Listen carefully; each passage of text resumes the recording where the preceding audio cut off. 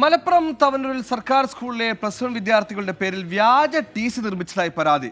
School പ്രിൻസിപ്പലിന്റെ അനുമതിയില്ലാതെ higher secondary admission വെബ്സൈറ്റിൽ login ചെയ്താണ് അജ്ഞാതൻ ടി.സി നിർമ്മിച്ചത്. കുറ്റിപ്പുറം പോലീസ് സംഭവത്തിൽ കേസെടുത്തിട്ടുണ്ട്.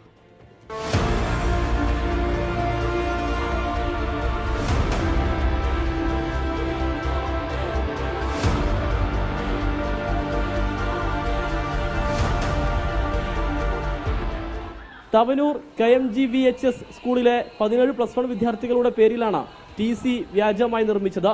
സ്കൂൾ പ്രിൻസിപ്പലിന് ലോഗിൻ ചെയ്യാവുന്ന hscape.kerala.gov.in വെബ്സൈറ്റിൽ കയറിയാണ് അജ്ഞാതർ ടി.സികൾ നിർമ്മിച്ചത്.